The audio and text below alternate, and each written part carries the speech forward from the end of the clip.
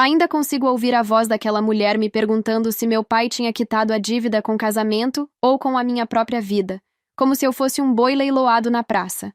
Aquilo ficou ecoando na cabeça enquanto eu descia a rua de paralelepípedo de Senhor do Bonfim, sentindo o salto prender entre as pedras e pensando que, se eu caísse ali, o povo ainda ia dizer que era castigo de Deus.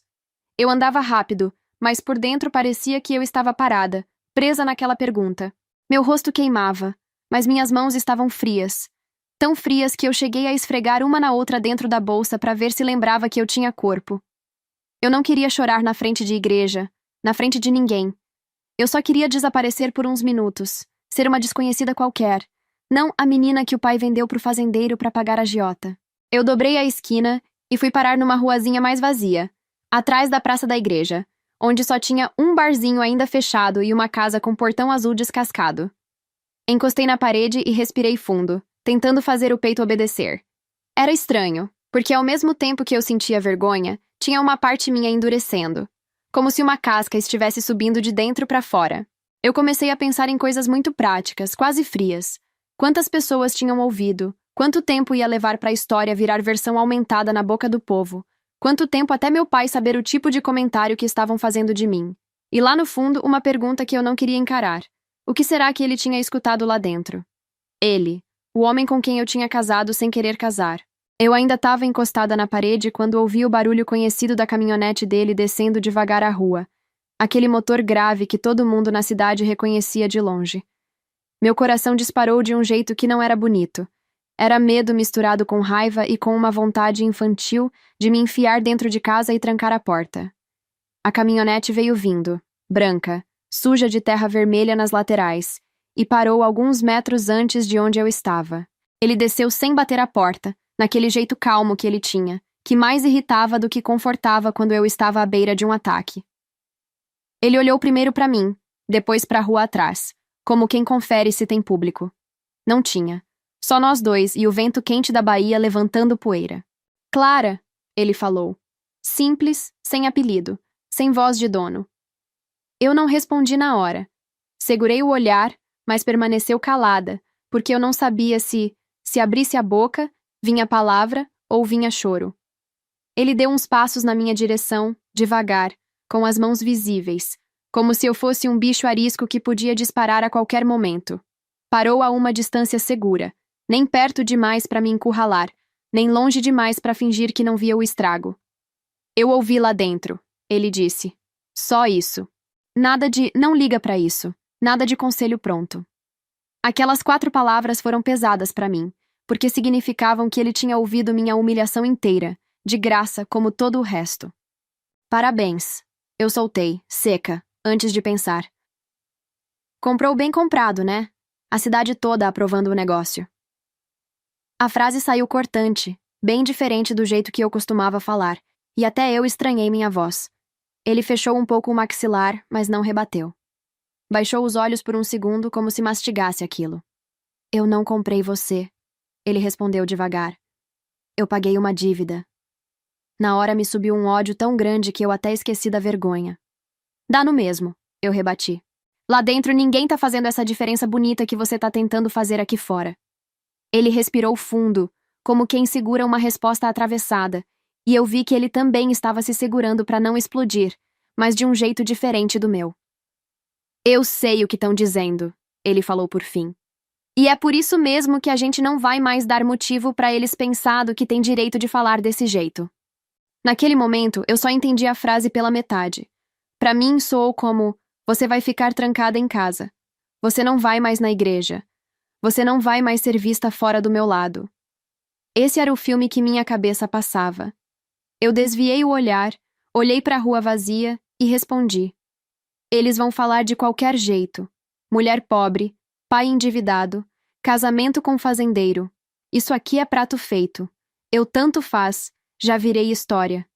Eu lembro dele me olhando com um tipo de tristeza que eu ainda não sabia identificar na época. Hoje eu entendo que tinha um pouco de culpa ali, um pouco de impotência, e um bocado de coisa que ele nunca aprendeu a explicar. Vamos para casa, ele disse, enfim. Você quer que eu vá na boleia ou na carroceria? Eu ironizei, porque às vezes a gente se agarra em sarcasmo para não desmontar. Ele não sorriu. Não achou graça. Você senta onde sempre sentou. Ele respondeu. Do meu lado. Se alguém tiver que se esconder de vergonha nessa cidade, não é você. Eu não acreditei muito nessa frase, mas entre ficar ali na rua, desmoronando, e entrar na caminhonete e ter um mínimo de teto, eu escolhi o teto. Dei a volta pela frente, abri a porta sozinha e subi, sentando na beiradinha do banco, o corpo todo encolhido, como se eu estivesse ocupando espaço demais dentro de um carro que tecnicamente era metade meu e metade dele, mas que eu sentia como se fosse só emprestado. O caminho até a fazenda foi silencioso. A estrada de chão levantava poeira atrás, e cada buraco fazia minha barriga afundar ainda mais. Ele dirigia com as 2 mãos no volante, os olhos na frente, os braços largos firmes, aquele jeito de homem acostumado a controlar bicho bravo e caminhão carregado. Ali do lado, eu me sentia um pacote frágil esquecido na cabine. Às vezes eu percebia o olhar dele vindo rápido na minha direção, mas sempre de canto, como se tivesse medo de me encarar direto. Eu também não ajudava. Fiquei olhando a paisagem passar, o verde seco, as cercas de arame farpado, as poucas casas, os bois espalhados. A cada porteira que a gente passava, eu tinha a sensação de estar entrando mais fundo num lugar sem saída. Quando a gente chegou na fazenda, o sol já estava alto, batendo forte nas telhas da casa grande. Os cachorros vieram correndo, abanando o rabo para ele, me cheirando de longe com curiosidade. Ele desceu primeiro, abriu a porta para mim por hábito, mas eu já tinha saltado do outro lado sozinha. Não era orgulho bonito, era defesa. Quanto menos eu precisasse que ele encostasse em mim, mais eu sentia que tinha alguma coisa que ainda era minha. A casa, por dentro, cheirava a café passado e madeira antiga. A sala enorme, com aquele sofá de couro que rangia quando a gente sentava, a mesa de madeira maciça, as fotos antigas da família dele penduradas na parede, tudo me lembrava que eu tinha entrado num mundo que não era meu por direito, era por necessidade. Você quer comer alguma coisa? Ele perguntou, já indo em direção à cozinha. Não tô com fome, menti. Meu estômago estava embrulhado, não dava para saber se era fome ou náusea. Ele parou na porta, se virou para mim e ficou me olhando alguns segundos. Clara, olha para mim, ele pediu. Eu demorei, mas olhei. Eu sei que hoje foi pesado. A palavra que ele escolheu me irritou. Pesado é saco de cimento, é saca de milho. Aquilo tinha sido humilhação. Você sabia que ia ser leve? Eu retruquei. Você achou que a cidade ia me receber com tapete vermelho? Ele respirou de novo, como quem conta até 10 por dentro. Eu achei que eles iam ter pelo menos vergonha de falar na sua cara o que falam por trás. Ele respondeu. Errei, mas eu não vou deixar isso virar rotina. Eu ri, um riso curto e feio. Você não controla a boca desse povo, eu disse. Não controla, mas controlo onde é que eu boto meu pé e minha mão, ele rebateu. E controlo o que é que eu assumo diante deles.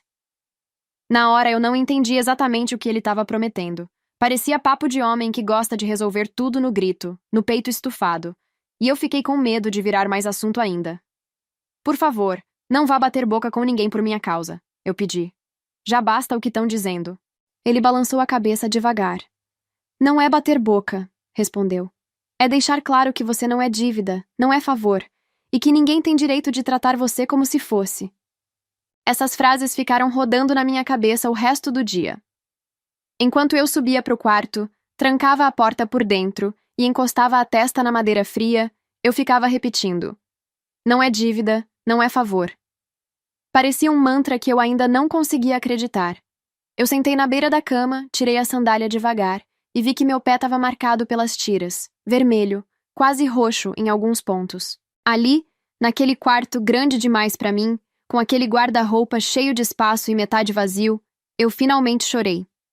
Chorei sem barulho, com a mão na boca, para ninguém ouvir.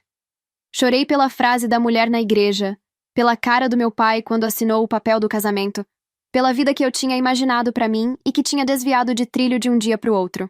Enquanto eu chorava, também lembrei da primeira vez que ouvi a palavra agiota, sendo dita na cozinha lá de casa, em voz baixa.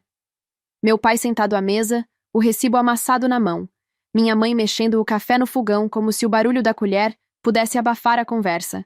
Eu tinha uns 17, 18 anos, e já entendia que dinheiro não caía de céu, mas não fazia ideia do peso que um nome desses podia ter na vida de uma família.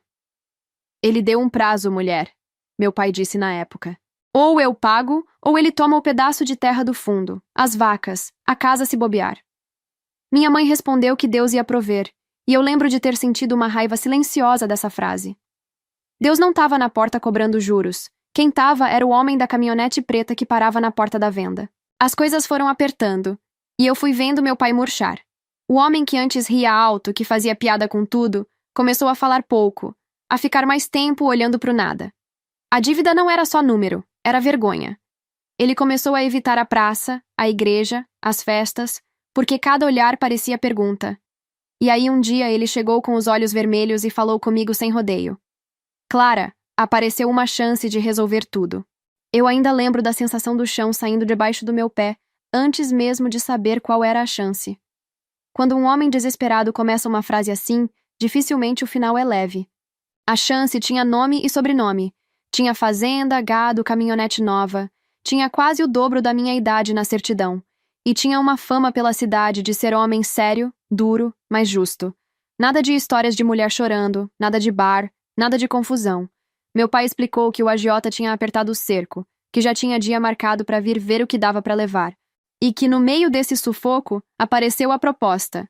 O fazendeiro se oferecia para pagar a dívida inteira do meu pai, desde que eu aceitasse casar com ele. Não é vender você, meu pai repetia, quase se convencendo da própria frase. É garantir que você não passe o que a gente passou. Ele é homem de bem, Clara. Vai te dar tudo o que eu nunca consegui dar. Eu olhava para ele e via um homem quebrado tentando se erguer em cima de mim. A pior parte é que eu não conseguia odiar. Eu sentia raiva, claro, uma raiva que doía nos dentes, mas ao mesmo tempo via o desespero dele tão escancarado que parecia que eu tinha duas pessoas diante de mim. O pai que eu amava e o homem que estava disposto a me colocar na conta como última parcela. Minha mãe chorava baixo, dizia que me entendia, mas que na vida da mulher sempre chega uma hora dessas, de escolher qual dor aguenta. Eu tinha 19 anos.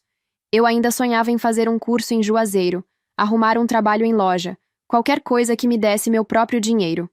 Quando eu vi o fazendeiro de perto pela primeira vez nesse contexto de proposta, não foi num encontro romântico. Foi na cozinha de casa, meu pai de um lado da mesa, ele do outro, e eu encostada na pia, sujando as mãos de detergente para ter alguma coisa para segurar. Ele era calado, olhava muito pouco para mim, falava olhando para o meu pai. Explicou que não gostava de fazer nada pela metade, que se era para ajudar, era para resolver a dívida toda, não um pedaço.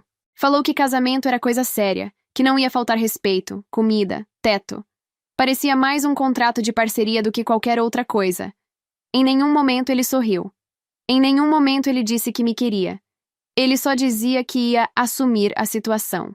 Naquele dia, eu não fazia ideia de que ele já me conhecia de vista desde muito antes. Para mim, ele era só o fazendeiro que todo mundo respeitava e tinha medo. Eu só fui descobrir muitos anos depois que ele lembrava da menina que vendia doce na porta da igreja, que levava sacola de pão na cabeça na volta da padaria, que ajudava a mãe na barraca de milho na festa de agosto. Mas naquela época, na cozinha abafada da nossa casa simples, tudo que eu via era um homem grande demais ocupando espaço demais, e eu mesma encolhendo num canto, tentando entender como é que a minha vida tinha virado moeda de troca. A decisão não foi dada como pergunta. Foi apresentada como caminho que sobrou. Meu pai chorou, pediu desculpa, disse que preferia ele me levando embora numa caminhonete cheia de compra do que o agiota botando a gente pra fora com tudo jogado na rua. Eu queria gritar que tinha outras saídas, mesmo sem saber quais. Mas quando eu vi minha mãe agarrada no terço, murmurando que, pelo menos ele é homem direito, eu calei. Calei porque entendi que, ali, a escolha que eu fizesse ia carregar gente junto. E que na cabeça deles, eu aceitar era uma espécie de sacrifício nobre. Ninguém parou para perguntar se eu queria ser santa de altar quebrado. Casar foi, então, não um sonho, mas uma espécie de sentença com data marcada. O vestido foi emprestado de uma prima distante, ajustado às pressas, ainda com cheiro de naftalina. A igreja que eu entrei tremendo, naquele dia da humilhação, era a mesma onde eu tinha entrado algumas semanas antes, com o mesmo povo olhando, mas com outra curiosidade nos olhos. Naquela primeira vez, eles queriam ver a novidade. Na segunda, queriam ver o resultado da aposta. Entre um momento e outro, aconteceu a cerimônia em si, A assinatura no cartório, a mudança para a fazenda, as primeiras noites com a porta trancada por dentro e a chave girando do meu lado, não do lado dele. É por isso que, quando eu lembro daquela mulher me perguntando se meu pai tinha pago a dívida com o casamento ou com a minha vida, eu sei que, de certa forma, as duas coisas foram verdade ao mesmo tempo. Eles acharam que estavam só resolvendo um problema de boleto atrasado. Mas o preço real caiu em cima de mim, que tive que aprender a morar dentro de um acordo que não foi feito na minha frente. O que ninguém daquela igreja podia imaginar é que, anos depois, eu ia olhar para aquele dia da humilhação como o início de outra coisa. Não porque a dor foi pequena, mas porque foi ela que empurrou meu marido para um tipo de atitude que nem ele sabia que tinha dentro de si. E foi ali, sem eu perceber, que começou a nascer a mulher de 35 anos que conta essa história hoje, ainda casada com o mesmo homem, mas de um jeito que naquela época eu jamais teria acreditado possível. Naquela primeira semana na fazenda, eu aprendi que o silêncio pesa mais do que qualquer grito. A casa era grande, pé direito alto, corredor comprido, porta que batia com o vento da tarde. Mas o que mais me assustava não era o tamanho, era o barulho da minha própria cabeça lá dentro. Eu acordava cedo, mesmo sem ninguém me mandar, porque passei a vida inteira ouvindo que mulher que dorme demais é preguiçosa. Descia a escada devagar, com medo de encontrar ele na cozinha, e quase sempre encontrava só o café já passado, a garrafa térmica cheia, um prato coberto com pano de prato em cima da mesa. Ele já tinha saído para lida, deixava tudo pronto, como se quisesse diminuir qualquer motivo para a gente se trombar de manhã. Na porta do meu quarto, a tranca nova brilhava. Ele mandou colocar no primeiro dia. Eu lembro direitinho. Estávamos em pé na frente da porta, eu abraçada num saco com minhas poucas roupas, e ele com a chave na mão. Botei esse trinco por dentro, ele falou, mostrando o mecanismo. Você usa se quiser. Eu não entro aqui sem você deixar. Aquilo me deu mais medo do que se ele tivesse simplesmente entrado. Porque eu nunca tinha visto homem nenhum da nossa região falar de porta trancada a favor da mulher. Sempre era o contrário. Mas ao mesmo tempo eu pensava, e se for teatro para eu baixar a guarda? Então eu virava a chave toda noite, testava 2, 3 vezes, encostava a cadeira atrás da maçaneta, como se o ferro por si só não bastasse. Os dias passavam num misto de estranhamento e rotina. Eu me ocupava da casa, não porque ele exigisse, mas porque eu não sabia o que fazer com tanto tempo e tanto espaço. Varrer, passar pano, aprender o fogão a lenha que era diferente do que eu tinha em casa, mexer com panela pesada, lavar os pratos enormes que ele usava quando vinha gente da lida comer. Às vezes ele aparecia na hora do almoço, às vezes só à noite. Sempre chegava cansado, cheiro de sol, de boi, de capim amassado. Entrava, tirava o chapéu, lavava as mãos em silêncio, perguntava se eu já tinha comido. Nunca sentava na mesa esperando eu servir que nem patroa mandando em empregada. Isso, aos poucos, foi me desmontando por dentro, porque não batia com a imagem do homem que comprou a esposa. Mesmo assim, eu ficava rígida toda vez que ele se aproximava demais. Quando nossas mãos esbarravam na mesma panela, eu dava um pulo. Ele percebia e recuava na hora, como se tivesse levado choque. Tinha dia que eu sentia raiva justamente porque ele não forçava nada. Parecia que eu carregava uma briga dentro de mim. De um lado, o medo de ser encurralada. Do outro, a sensação de estar devendo alguma coisa porque ele tinha salvado minha família. É cruel dizer isso, mas é real. A gratidão pesa, às vezes mais que corrente. Nas noites mais difíceis, eu deitava na cama grande demais e escutava o barulho dos grilos lá fora, o mugido distante, os passos dele no corredor indo para o quarto do outro lado da casa. Sim, naquela época, ele dormia longe de mim. Não dividia a cama comigo. Me deixava sozinha naquele quarto que parecia mais um quarto de hóspede do que de esposa. Eu ouvia a porta dele fechar, o ranger da cama quando ele se deitava, e ficava imaginando se ele estava arrependido, se pensava em mim como peso ou como investimento. Ao mesmo tempo, lá do fundo vinha uma culpa esquisita, como se eu estivesse falhando por não conseguir olhar para ele sem travar. Um dia, depois de umas 2 semanas nesse vai-vem, eu desci para a cozinha e encontrei ele sentado à mesa, coisa rara naquele horário. Tava com uma caneca de café na mão e um caderno aberto, cheio de número, letras pequenas escritas a lápis. Ele levantou os olhos, surpreso de me ver ali tão cedo. Bom dia, falou simples. Bom dia, respondi, sem saber onde pôr os olhos. Ele empurrou a garrafa em minha direção. Café tá fresco. Eu sentei na ponta da mesa, como se tivesse medo de invadir território. Enquanto eu colocava o café, ouvi a voz do meu pai na cabeça dizendo: Seja educada, Clara. Homem, repara nessas coisas. E veio aquela pontada de saudade misturada com raiva de novo. Ficamos uns segundos em silêncio, até que eu soltei, meio sem planejar. Por que você aceitou esse casamento? Ele fechou o caderno, devagar, como quem sabe que a resposta não cabe numa frase rápida. Por que me pediram ajuda? Ele disse primeiro. Eu fiz uma careta. Ajuda pra quem? Perguntei. Pro seu pai, pros seus irmãos, pra você, ele respondeu. Mas eu não pedi nada, rebati na hora. Ele assentiu com a cabeça, olhando pro tampo da mesa. Eu sei. E é isso que mais me incomoda nessa história toda. Naquele momento, foi a primeira vez que eu vi culpa clara no olhar dele. Não aquela culpa de quem fez maldade escondida, mas de quem entrou num negócio achando que estava fazendo o certo e depois percebeu que tinha gente pagando um preço que não combinou. Quando o homem lá me procurou, ele falou de dívida, de prazo, de terra prestes a ser tomada. Ele continuou. Disse que seu pai não tinha mais saída, que ia perder tudo. E falou de você como quem fala de alguém que já estava de acordo. Eu senti o sangue subir. Ele mentiu. Eu falei. Seca. Eu só fiquei sabendo quando já estava tudo combinado. Você já tinha dito sim, o dinheiro já tinha rodado. Ele fechou os olhos por um instante. Respirou pesado. Eu entendi isso no dia que te vi entrando na igreja, confessou. Não pelo vestido nem pela falta de sorriso. Foi seu olho, Clara. Era olho de gente encurralada. Aquela frase me atingiu num lugar que eu não sabia que existia. Porque eu passei semanas ouvindo gente falando de mim como se eu fosse objeto, número, dívida.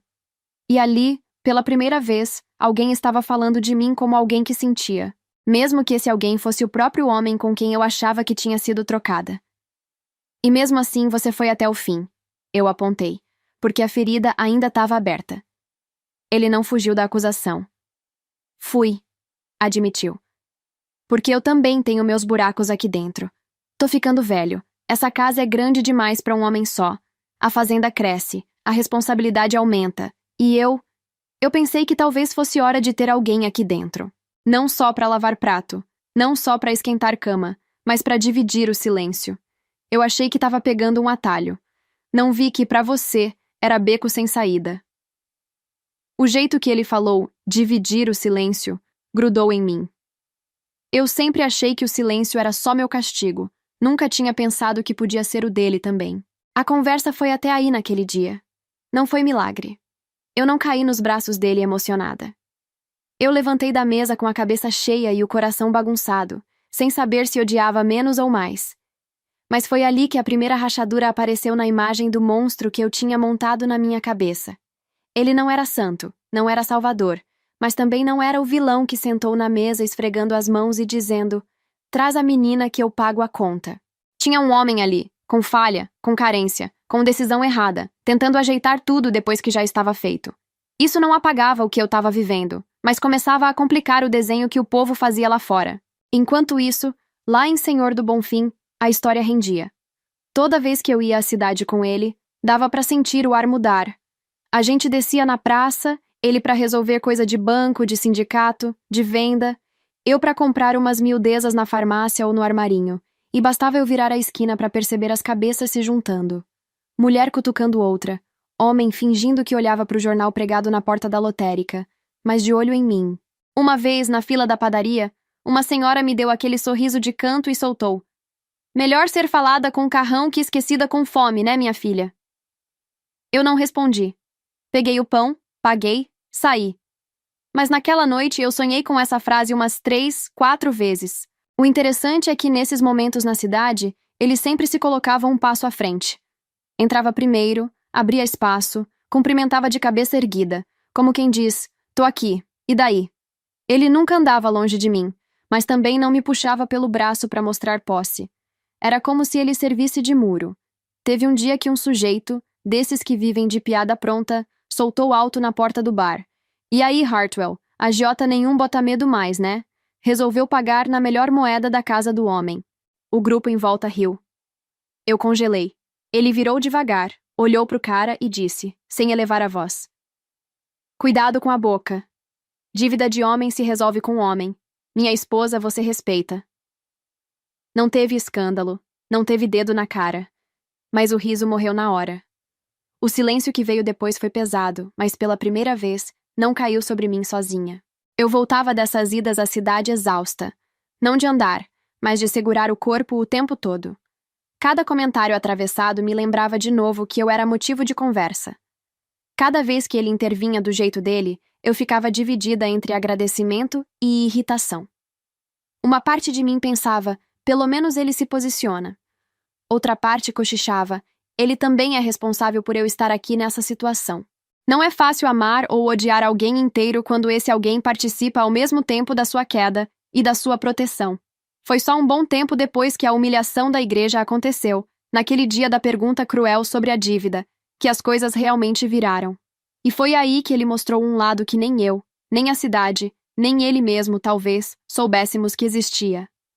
Depois daquele domingo, ele saiu cedo na segunda-feira, mais cedo do que o normal. Nem tomou café em casa. Só falou, vou resolver umas coisas na cidade, e sumiu na poeira da estrada. Passou o dia fora. Eu fiquei na casa andando de um lado para o outro, sem conseguir me concentrar em nada. A cabeça inventava tragédia. Imaginei ele indo tirar satisfação na porta da igreja. Imaginei ele brigando com meio mundo. Imaginei o povo usando isso contra mim. Quando ele voltou, já era quase hora do sol descer atrás dos morros. A caminhonete veio carregada de papel. Pasta, envelope, coisa de cartório, de escritório de advogado. Ele pôs tudo em cima da mesa, respirou fundo e me chamou para sentar. Meu coração disparou. O que foi que você fez? Perguntei, já quase num tom de quem se prepara para a tragédia. Ele puxou uma cadeira, sentou de frente para mim, colocou um envelope grande entre nós dois e empurrou na minha direção. Eu fui arrumar a bagunça que fizeram com seu nome, ele disse. Minhas mãos tremeram quando abri. Não era conta, não era papel de dívida, não era nada daquilo que eu imaginava. Era escritura, documento de terra. Meu nome escrito inteiro ali, como proprietária de um pedaço decente da fazenda. Uma área com água, pasto, cerca, tudo desenhado naquele mapa esquisito que cartório faz. Eu não tô entendendo, eu falei, a voz falhando. Ele explicou com calma. Tinha ido ao cartório, conversado com o advogado, separado uma parte da propriedade só pra mim. Isso aqui não entra em partilha se um dia você quiser ir embora, ele disse. Não entra em conversa de dívida, não entra em negócio nenhum. Isso aqui é seu. Se você quiser vender e sumir, você vende. Se quiser ficar e trabalhar, você fica. Se quiser deixar parado, deixa. Mas ninguém mais nessa cidade vai poder dizer que você foi moeda de troca, porque agora você é dona, com papel na mão. Naquele instante, eu senti o chão tremer de um jeito diferente de todas as outras vezes. Não era o medo de cair, era o susto de perceber que alguém tinha me colocado numa posição de escolha real. Eu olhava para o papel e lembrava do rosto daquela mulher na igreja, da frase venenosa, dos cochichos. Lembrava do agiota encostado na caminhonete preta anos antes, do meu pai com o olho cheio d'água, dizendo que não tinha saída. E agora eu estava ali, com um documento que dizia que se eu saísse daquela casa, eu não sairia de mala na mão, olhando para trás com a vergonha na nuca. Eu sairia como alguém que leva alguma coisa junto, como alguém que não perdeu tudo no meio do caminho. Por que você tá fazendo isso? Foi a única coisa que eu consegui perguntar. Ele deu de ombros de leve, mas os olhos dele estavam cheios de coisa. Porque eu me recuso a ser lembrado como o homem que aproveitou do desespero de uma família e prendeu a filha deles num casamento sem porta de saída, respondeu. Eu sei que eu entrei nisso por vontade minha também. Não vou fingir que eu sou santo. Mas se eu quero ter paz daqui uns anos, eu preciso saber que você tá aqui porque quer, não porque tá encurralada. Aquilo entrou em mim como uma facada e um abraço ao mesmo tempo. Eu olhei para ele, pro papel, pra mão grande dele apoiada na mesa, e uma parte da minha raiva derreteu, não toda, mas um pedaço importante. Porque, sem perceber, ele tinha me dado a única coisa que ninguém nunca tinha me oferecido até então. Verdadeira possibilidade de ir embora. E é aí que a história começa a virar de verdade.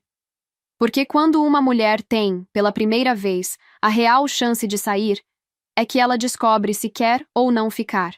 E eu ainda ia precisar encarar essa pergunta de frente, olhando para o homem que, anos antes, passava por mim na rua de cabeça baixa, tímido, fingindo que não me via, mas guardando na memória detalhes meus que eu mesma tinha esquecido.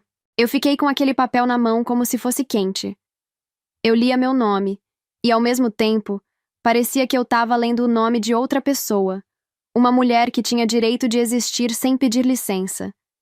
Eu lembro de encostar a ponta do dedo na assinatura do cartório e sentir minha garganta fechar. Não era gratidão boba, era um tipo de medo novo, porque até então eu tinha uma desculpa para tudo. Eu não tenho escolha. E quando ele me entregou escolha, ele arrancou minha muleta. Se eu for embora, você vai deixar? Eu perguntei, porque eu precisava ouvir da boca dele. Ele olhou direto para mim sem pressa e respondeu: Eu não tenho como te impedir. E se eu tentasse, eu virava exatamente o homem que você acha que eu sou. Eu engoli em seco. E você ia ficar como? Ia virar assunto na cidade. Eu cutuquei, porque eu sabia que, para homem dali, reputação pesa como saco de cimento. Ele deu um sorriso pequeno. Desses que não são alegria, são cansaço. Eu já sou assunto. Só que agora eu escolho qual tipo de assunto eu vou ser. Naquela noite eu não consegui dormir. Eu fiquei acordada olhando para o teto, ouvindo o vento bater na janela, e meu pensamento batia mais forte que o vento. Eu pensava na minha mãe, no meu pai, nos meus irmãos. Pensava no agiota, naquele homem que tinha feito meu pai se ajoelhar por dinheiro. E principalmente, eu pensava em mim, porque até então eu tinha vivido como se eu fosse consequência das decisões de todo mundo. E de repente eu tava com um papel que me devolvia o direito de decidir alguma coisa. Só que decidir assusta. Decidir tira a gente do lugar de vítima e coloca a gente num lugar onde a gente também se responsabiliza pelo próprio caminho. Eu levantei antes do sol e fui pra varanda. Sentei num banco de madeira e fiquei olhando o curral lá longe, as luzinhas acesas da lida começando cedo, o barulho de gente acordando. Eu ouvi passos atrás de mim e congelei, por costume. Mas era ele, a uns metros de distância, sem invadir meu espaço. Ele só parou ali e ficou, como se estivesse esperando eu permitir. Eu não olhei de cara. Perguntei com a voz baixa: Você vai me cobrar alguma coisa por isso? Ele respondeu na mesma moeda: Eu já cobrei. Eu cobrei errado quando aceitei um casamento que você não escolheu. Isso aqui não é cobrança, é conserto. Eu virei o rosto e, pela primeira vez, eu reparei no cansaço dele de um jeito humano. Não era o cansaço do homem rico que reclama do calor. Era um cansaço de responsabilidade, de quem carrega fazenda, gente, nome, morte do pai, expectativa de todo mundo. Você não parece feliz. Eu soltei, sem pensar. Ele respirou e deu de ombros. Felicidade não é coisa que eu aprendi direito, ele disse. Eu aprendi trabalho. Aquilo me doeu porque eu me vi nele sem querer. Eu também tinha aprendido trabalho cedo. Eu só não tinha aprendido como é que se vive sem se defender o tempo todo. A semana seguinte virou um inferno silencioso na cidade, só que um inferno diferente, porque ele não se limitou a me dar o papel e pronto. Ele fez questão de deixar claro. No domingo, ele me pediu para ir com ele à missa. Eu senti um gelo. Eu não quero voltar lá, eu falei, na hora. Ele não insistiu com força, mas falou com firmeza. Eu não vou te arrastar. Mas se você quiser ir, eu vou do seu lado. E eu vou falar. Eu passei a manhã inteira com vontade de vomitar. Me vesti devagar, as mãos tremendo. No caminho, eu quase pedi para voltar. Só que eu também senti uma coisa brotando por baixo do medo. Uma raiva limpa. Uma vontade de parar de fugir de olhar. Quando a gente chegou, eu desci da caminhonete com as pernas duras. A praça parecia menor do que eu lembrava, mas o julgamento parecia maior. A gente entrou. Eu senti os olhos em cima de mim antes mesmo de pisar no corredor. A mesma mulher que tinha me humilhado estava lá, sentada do lado de outras, olhando como quem espera espetáculo. Na hora da paz, como se o destino tivesse ironia, ela veio de novo. Chegou com aquela mesma cara, aquele mesmo sorriso sem olho. E aí, minha filha? Ela começou, e eu senti meu estômago embrulhar na mesma hora. Só que antes que ela terminasse, ele deu um passo à frente, não para me esconder, mas para se colocar como parede. Respeite, ele disse baixo, mas claro o suficiente. Ela deu uma risadinha. Eu tô só perguntando. Ele cortou. Pergunta não. Isso é veneno. E aí ele fez o que eu nunca vi homem nenhum fazer naquela igreja. Ele puxou a pasta, tirou uma cópia do documento, levantou na altura do peito e falou alto, sem gritar, como quem lê uma sentença. Falou do meu pai, da dívida, do agiota, sem dizer o nome para não transformar missa em delegacia, mas deixando a mensagem clara, que dívida de homem não vira moeda para maldade de mulher, que ninguém tinha direito de olhar para mim como quem mede preço, que ele tinha pago a dívida e, acima disso, tinha colocado uma parte de terra no meu nome, registrada só minha, para que ficasse escrito em papel aquilo que a cidade insistia em negar. Eu não era propriedade de ninguém. E aí ele olhou para o povo e soltou a frase que eu nunca esqueci. Se ela ficar comigo, é por vontade. Se ela for embora, vai com o que é dela. E quem abrir a boca para humilhar minha esposa, vai ouvir meu nome mais alto do que o de vocês. O silêncio que caiu foi de cortar a pele. Teve gente que baixou a cabeça. Teve gente que ficou vermelha. Teve gente que fingiu que não era com ela. A mulher do veneno engoliu seco e deu 2 passos para trás como quem leva um tapa sem mão.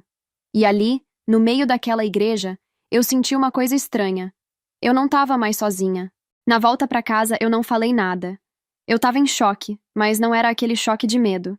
Era um choque de perceber que pela primeira vez alguém tinha me defendido sem me transformar em criança, sem me puxar pelo braço, sem dizer, fica quieta. Ele tinha me defendido me colocando de pé. Só que isso também trazia outra pergunta. Se eu tinha escolha, eu queria o quê? Foi nessa mesma fase que eu encontrei a lembrança. Eu estava limpando um armário antigo da casa, daqueles que ficam no quarto de despejo, cheio de caixa e papel velho, e encontrei um envelope amarelado, dobrado e guardado no fundo de uma gaveta.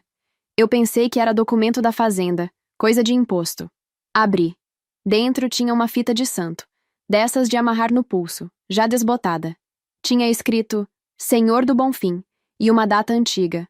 E junto, dobrado com cuidado, tinha um papelzinho de venda, um recibo simples, com minha letra de menina. Eu reconheci na hora porque eu sempre fazia o C de Clara mais aberto. Minhas mãos começaram a tremer de um jeito diferente. Eu sentei no chão mesmo, com as costas na parede, e fiquei olhando aquilo sem entender. O recibo era de quando eu ajudava minha mãe a vender doce na porta da igreja, antes de tudo virar dívida e desespero. Eu me lembrei de eu contando moeda, de eu anotando fiado para a vizinha, de eu tentando parecer adulta sem ser. Aquilo estava guardado ali como se fosse coisa importante. Eu esperei ele chegar.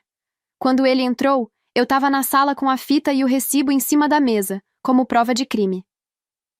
O que é isso? Eu perguntei, e minha voz saiu fina. Ele parou, olhou, e eu vi o rosto dele mudar. Não foi medo. Foi vergonha. Uma vergonha quase adolescente. Ele respirou fundo e ficou uns segundos calado, como se escolhesse palavras. Eu guardei, ele admitiu. Por quê? Eu perguntei, seca, porque eu tinha medo do que vinha. Ele coçou a nuca, olhou para o chão e falou do jeito mais simples, mais desarmado possível. Porque eu vi você na cidade muito antes de tudo isso. Eu te via na missa, na feira, na venda. Você era diferente. Não era dessas meninas de risada alta, não era dessas que viviam atrás de homem. Você tinha um jeito sério, trabalhador. Eu reparava. Eu engoli em seco. E você nunca falou comigo? Eu perguntei, quase rindo de nervoso. Ele balançou a cabeça. Eu era tímido, e eu era herdeiro, cheio de coisa na cabeça. Eu sempre achei que você ia me achar ridículo, ou achar que eu estava querendo brincar com você. Então eu ficava na minha. Eu senti uma mistura de raiva e pena. Então você ficou me olhando de longe e quando apareceu a chance você pegou. Eu disparei, porque o meu lado ferido precisava atacar.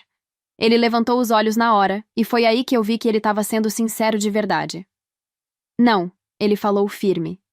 Eu não peguei. Eu aceitei um acordo achando que era acordo. Eu pensei que você tinha escolhido isso por necessidade, mas ainda assim escolhido. Eu só entendi que não foi escolha quando eu vi você no altar. E desde então eu tô tentando te devolver aquilo que ninguém te deu. Direito de dizer sim ou não. Eu fiquei muda, porque ali estava a linha fina. Ele tinha sentimento, sim. Ele tinha desejo, sim. Mas ele também tinha entendido que desejo não dá direito. Que amor, se fosse amor, não podia começar por prisão.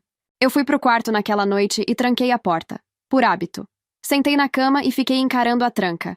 E pela primeira vez, eu pensei que talvez eu não precisasse mais girar aquela chave como se fosse escudo. Não naquela noite.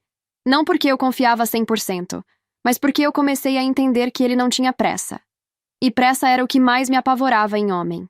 Os meses foram passando, e a relação foi mudando por pequenas coisas. Ele começava a perguntar antes de entrar em qualquer assunto. Você quer ir comigo na cidade? Você prefere ficar? Você quer falar com sua mãe hoje?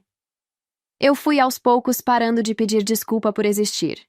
E do lado de fora, o povo teve que engolir.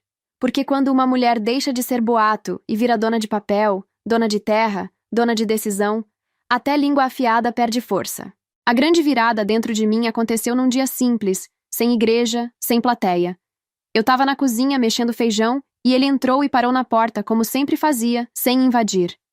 Eu olhei para ele e antes de pensar perguntei: Você quer mesmo que eu fique?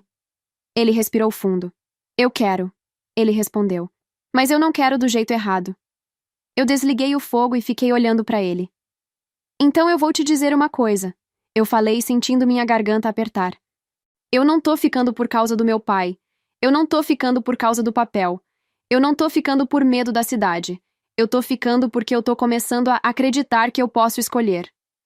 E foi a primeira vez que eu vi o rosto dele quebrar um pouco. Ele não chorou, não fez cena. Só ficou com os olhos úmidos e concordou com a cabeça, como se tivesse segurando aquilo fazia tempo. A gente foi se aproximando no ritmo que eu aguentava. Primeiro, conversa. Depois, toque sem susto. A mão dele encostando na minha quando a gente passava na porta sem me prender. Depois, eu mesma deixando a porta do quarto encostada em vez de trancada, numa noite, como quem testa o mundo. Ele não entrou. Ele só respeitou. E foi isso que mais me conquistou. Ele respeitava até quando eu dava sinal verde, porque ele tinha medo de destruir o pouco que a gente estava construindo. E aí, sim, vem a parte que eu nunca contei pra ninguém da cidade, porque ninguém merece essa intimidade além de quem viveu. Eu tô com 35 anos agora. E quando eu falo meu marido, eu não tô falando daquele homem da igreja que todo mundo pintou como monstro ou como salvador. Eu tô falando do homem que me deu papel assinado, me deu uma tranca pra eu me sentir segura, e depois me deu tempo. Tempo pra eu virar dona de mim. No fim, eu fiquei. Eu fiquei porque quando eu finalmente tive a porta aberta, eu percebi que eu não queria sair correndo. Eu queria ficar e ver se era possível transformar uma história que começou torta numa vida que fosse digna. E foi. A fazenda cresceu, meu nome cresceu junto. E o povo da cidade. O povo teve que se acostumar com a ideia de que eu não era a menina vendida. Eu era a mulher que tinha sido humilhada e ainda assim levantou. A mulher que aprendeu que respeito não é flor, é atitude repetida. E de vez em quando eu vou à missa e passo pela mesma mulher que tentou me envergonhar, eu não sinto mais o estômago embrulhar. Eu sinto só uma calma seca, uma certeza simples, porque eu sei, com tudo que eu sou hoje, que eu não fui comprada. Eu fui empurrada para um lugar escuro, e de dentro desse lugar eu arranquei minha própria luz, com a ajuda de um homem que, por mais errado que tenha sido o começo, escolheu não me manter presa. Escolheu me ver. E eu, no meu tempo, escolhi ele de volta. Se você ouviu até aqui, comenta pra mim de onde você tá me ouvindo agora e que horas são aí na sua cidade, porque eu adoro ler e imaginar cada cantinho onde essa história chegou. E se minha história tocou seu coração, se inscreve no canal e ativa o sininho, porque sempre tem um relato novo pra gente conversar, desabafar e lembrar que ninguém precisa viver calada.